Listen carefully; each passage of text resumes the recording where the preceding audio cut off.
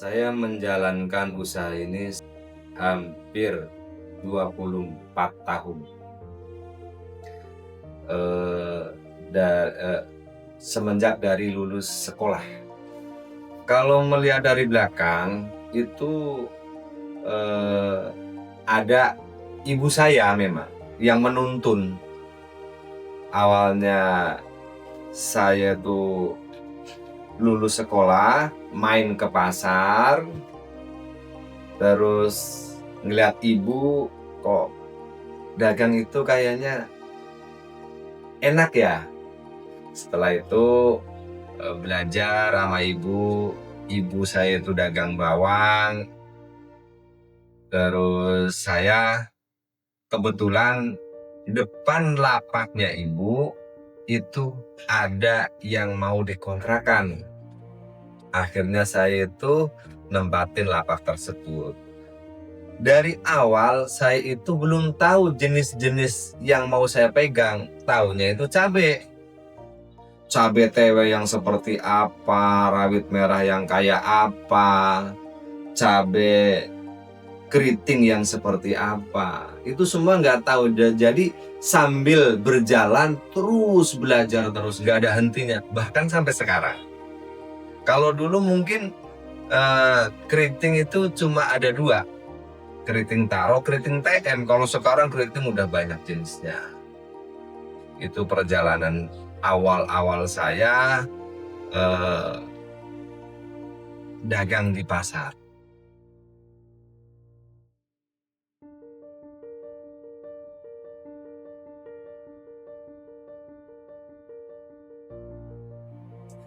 Ya, satu, punya modal. Jadi punya simpanan. Jadi pedagang itu harus punya simpanan. Setelah ada itu dagangan kurang atau pasarnya sepi, itu masih kita bisa bertahan karena masih punya modal. Tapi kalau udah nggak punya modal, ya akhirnya berarti kan utang ya. Kalau nggak punya modal, mengajukan. Kalau udah mengajukan berarti keuntungannya itu udah berapa persennya kan buat modal. Tapi kalau buat modal sendiri itu kan semua buat kita. Keduanya, sabar. Kita punya modal tapi nggak sabar, ya sama aja. Jadi kesabaran itu harus kita tanamkan dari awal kita usaha. Harus sabar. Satu. Terus yang bisa buat kita lebih semangat lagi, kita harus belajar. Kita harus belajar dan belajar terus. Walaupun sama-sama pedagang, kita harus sering bertanya. Oh, punya saya nggak laku, punya saya kok sepi karena apa ya? Mungkin ketinggalan harga. Orang-orang jual 10.000, kita masih 12. Ya kan jadi sepi. Karena kenapa jual 12.000 orang-orang 10.000? Mungkin dagangannya ngambilnya itu sudah mahal. Kadang-kadang sudah lewat tangan ke berapa. Nggak langsung dari pengepul dari kampung. Biasanya seperti itu. Jadi harus sering bertanya sesama teman yang sama-sama dagangannya sama. Dan kita harus mempunyai hati yang luas, yang lapang. Andai kan punya dia nggak laku atau kurang lancar, ya itu harus dideketin. Kenapa sih? Oh, dagangannya jelek, ini kurang bagus. Seperti itu, harus punya hati yang lapang. Jangan hati itu mempunyai hati yang nggak laku, ya udah biarin temannya ini yang nggak laku, yang penting kita laku. Jangan seperti itu. Jadi biasanya itu kebalikan. Dia sekarang lagi ada di dia, besok bisa kembali ke kita. Seperti itu.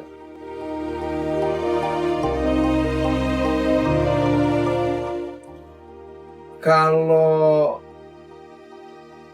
yang paling laris itu semua dagangan itu sih ya laris, karena kebetulan yang dipegang saya itu sayur mayur, khususnya di cabai. Jadi kadang semua jenis cabai itu harganya kan nggak sama. Rawit merah bisa 80, keriting cuma 40. Rawit hijau bisa cuma 35. Rawit putih 20.000. Jadi itu kalau rawit merah lagi mahal biasanya habis 3 kintal. Karena lagi mahal cuma 2 kintal. Pemakaian rawit merah itu pindah. Bisa pindah ke rawit putih, bisa pindah ke rawit hijau. Jadi semua itu tergantung pegangannya. Maksudnya kenapa saya kok di bidang cabai, yang saya pelajarin itu di bidang cabai. Walaupun sayuran itu kan banyak jenisnya, kalau semua dipegang ya akhirnya nggak memahami. Jadi udah ada bagiannya masing-masing lah. Ini bapak ini di bagian sayur mayur Cipanas, ya seperti wortel, daun bawang, terus caicin, terus jagung manis, itu bapak ini. Yang bapak ini lagi bagiannya bawang merah, bawang putih, terus kemiri, disebutnya itu bumbu kering. Satu punya bapak si B, seperti saya ada cabai-cabeannya, semua jenis cabai seperti itu. Jadi nggak sepasar itu sama. Yang sama paling 5 orang atau 10 orang. Ini pegangannya ini pegangannya ini. Kalau telur, ya telur semua. Ada telur puyuh, telur ayam kampung, telur bebek, telur-teloran. Biasanya penataan di pasar seperti itu. Jadi apa yang disukain karena udah dipelajarin gitu. Sebagian itu dari Sukabumi, terus sebagian dari Garut. Pokoknya mana yang ada itu kita ambil, karena semua itu nggak pasti. Pas di Garut ada, di Sukabumi as kosong. Jadi itu nggak se-Indonesia itu merata lagi musim panen semua. Jadi masing-masing mana yang ada barang itu yang kami ambil, yang harganya masuk ke pasar. Kadang-kadang ada yang nawarin barang juga mahalan di lokasi sama di pasar. Kenapa mahalan di lokasi? Pas panenannya sedikit, buat lokalannya nggak cukup. Seperti itu. Mau dari mana aja, bahkan sampai dari Aceh itu diambil. Memang adanya barang di sono. Terus untuk melengkapi dagangan kami yang ada di Pasar Senen, Pasar Kemayoran, itu untuk melengkapinya ngambil di Pasar Induk, Keramat Jati. Ya paling berat dirasakan itu kadang-kadang orang-orang pada ngutang nggak mau bayar. Ya itu tantangan-tantangan itu, ngutang janjinya bulanan sampai 3 bulan, bahkan malah ada yang nggak bayar. Itu tantangannya. Kalau udah sama orang-orang yang seperti itu takut, ya nggak maju-maju. Karena di pasar sekarang bisanya laku itu dihutangin, dihutangkan. Kalau yang cash paling sekilo 2 kilo lah. Rata-rata itu berputar. Punya bon 3 bon bayar 1 udah bagus di pasar itu.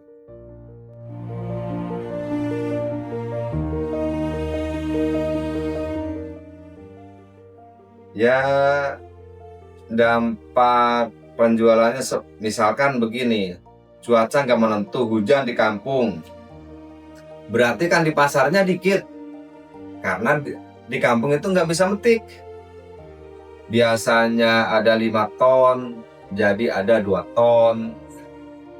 Harga melambung, seret, dari 30.000 misalkan bisa ke 50.000. Itu kalau lagi kurang, petikan kurang, pasokan kurang, itu harga langsung naik. Tapi sebaliknya, kalau lagi banyak, pasar langsung turun, nggak bisa dibendung. Karena cabai untuk di Indonesia ini belum ada penyimpanan cabai. Apa itu ruangan pendingin khusus buat cabai di pasar-pasar, itu belum ada. Biasanya yang harga langsung turun itu pas momen-momen Lebaran.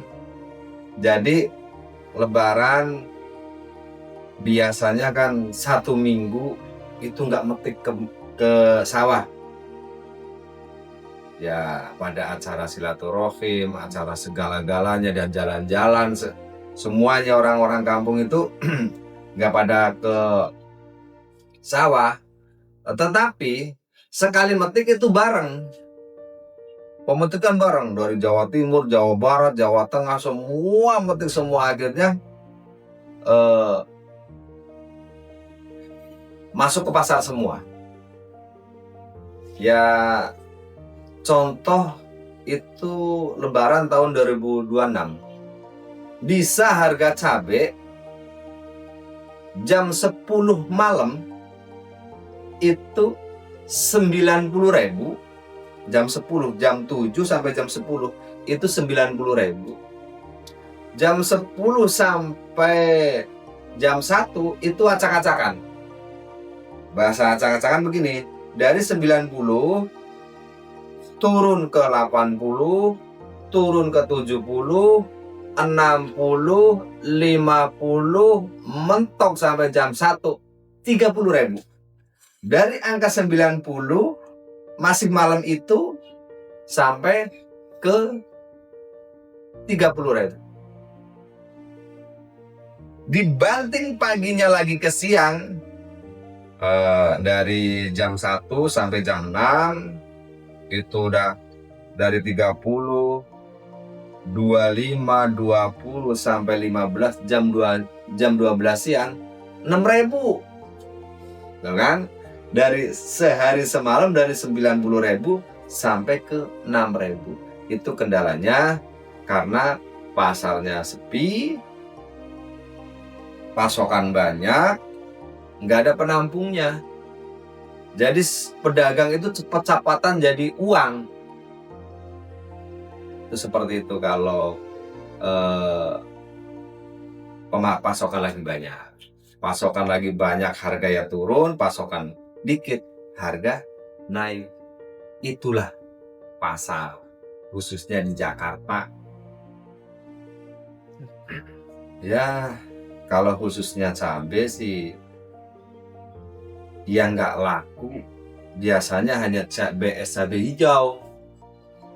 Yang lainnya itu masih laku sih.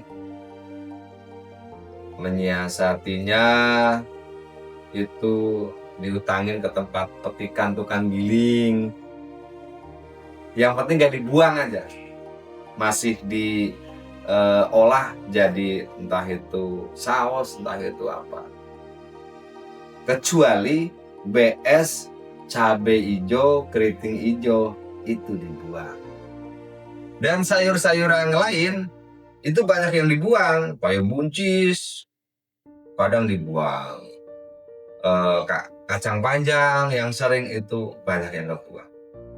Itu karena belum ada di pasar-pasar buat penyimpanan sayur mayur. Adanya penyimpanan daging udah ada sih, dibekukan, tapi sayur mayur belum ada. Jadi kalau nggak laku dibuang. Terkecuali cabai mungkin digiling, bisa digoreng jadi saus, jadi sambal-sambal. Kalau yang lainnya masih kebuang. Yang dibutuhkan untuk perdagangan sayur sekarang biar berkembang yaitu salah satunya modal, terus di situ ngikutin zaman. Lagi zamannya sekarang online, ya ikut online. Zamannya diiklankan di Facebook, entah itu di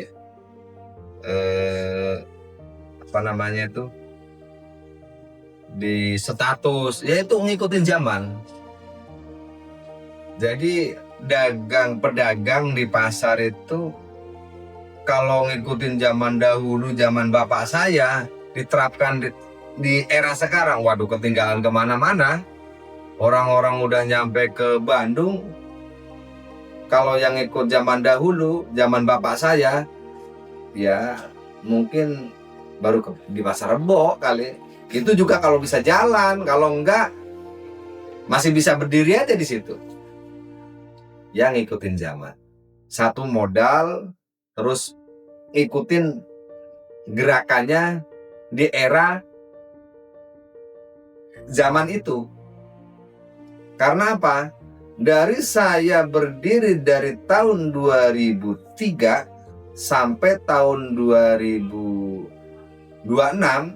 itu berdirinya ya. Kalau saya di pasar dari tahun 2002, 2001 udah sering main ke pasar. Berdirinya saya itu dagang cabai itu dari tahun 2003. Itu berbeda-beda gelombangnya. Era tahun 2003 mungkin dagangan di pasar tanpa diiklankan, tanpa apa-apa udah dicariin orang. Ya kalau sekarang udah ditawarkan, udah dipajang, kadang-kadang juga belum dilihat orang. Itu seperti itu.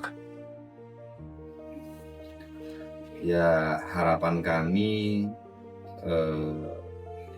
pasar itu masih tetap buka. Karena pasar-pasar tersebut bagi kami itu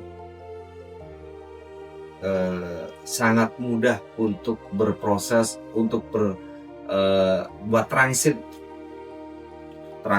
barang. Jadi orang-orang tani itu bisa membawa dagangannya ke pasar.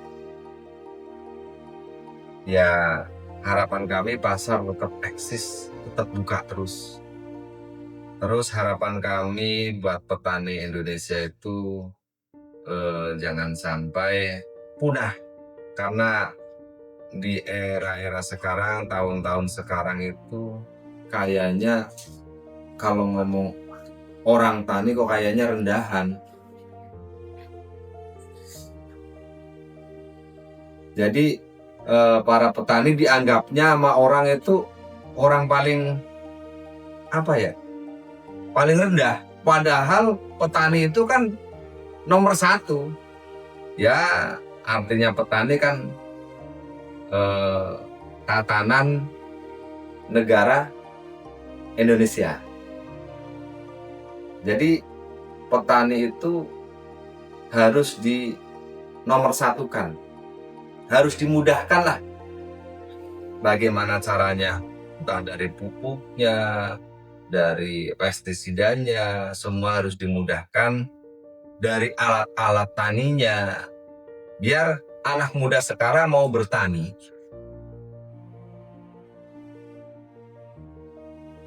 Ya, kurang lebih seperti itu harapan kami untuk petani Indonesia. Jadi petani itu aslinya nomor satu. Tapi kalau ngomong petani kayaknya kamu kerja apa di rumah tani, kayak nggak, kayak apa ya, rendahan banget gitu loh. Ya, petani itu aslinya pekerjaan yang terhormat, dan itu biasanya seorang petani hidupnya pada berkah karena memperjuangkan perutnya orang banyak. Ya kalau nggak ada petani, mau bagaimana makannya? Sedangkan yang diperjuangkan itu kadang-kadang nggak pada merasa, mentang-mentang punya duit, apa-apa bisa. Sedangkan kalau nggak ada petani, repot juga kalau yang nggak mau bertani. Seperti itu.